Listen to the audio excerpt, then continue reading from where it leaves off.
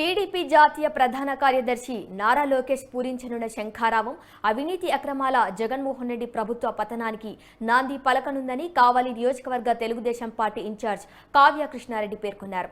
అవినీతి అక్రమాలకు తావు లేకుండా కావలి నియోజకవర్గం అభ్యున్నతియే ధ్యేయంగా కావలి నియోజకవర్గానికి అనేక మంది ఎమ్మెల్యేలు పనిచేస్తే ప్రస్తుత ఎమ్మెల్యే రామిరెడ్డి ప్రతాప్ కుమార్ రెడ్డి మాత్రం కావలిని అవినీతి అక్రమాలకు కేరాఫ్ అడ్రస్ గా మార్చివేశారని దుయ్యబడ్డారు. నియోజకవర్గ సంపాదన దోచేస్తే దోపిడీదారుడుగా అవతారం ఎత్తారంటూ మండిపడ్డారు. జగన్ పాలనలో విసుగు చెందిన ప్రజలు ఎన్నికలు ఎప్పుడు వస్తాయా అని ఎదురు చూస్తున్నారని అన్నారు. జనసేన తెలుగుదేశం కలిసి ఉమ్మడిగా అభ్యర్థులను నియమించిన తర్వాత రేపటి నుంచి త్వరలోనే శంకారావం కార్యక్రమాన్ని పూరించబోతున్నారు. వారిని మేము అందరం కూడా స్వాగతిస్తున్నామని ఈ సందర్భంగా తెలియజేస్తున్నాం.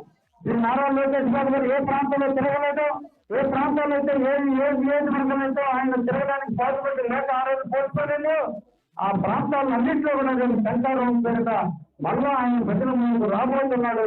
దాదాపు 40 నుంచి 40 రోజుల పాటు ఈ ప్రాంతాలను 70 నియోజకవర్గాల దాకా తిరగబోతున్నాడని కూడా ఈ సందర్భంగా తెలియజేస్తుంది.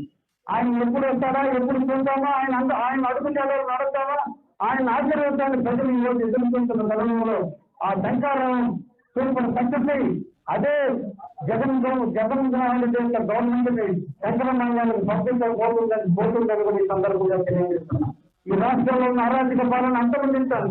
ఈ రాష్ట్రంలో జరిగేటువంటి అరాచకాలను అడ్డుకట్టాలని, ఈ రాష్ట్రంలో ఉన్న అవినీతిని మధుమాయం చేయాలని చంద్రబాబు గారు, లోకేష్ బాబు గారు, పవన్ కళ్యాణ్ గారు తీసుకున్న దీక్షకు మన అందరం కూడా బద్దులై ఈ రాష్ట్రంలో తెలుగుదేశం జనసేన సంకీర్ణ ప్రభుత్వంలో 175 స్థానాలు గెలవబోతున్నారు కూడా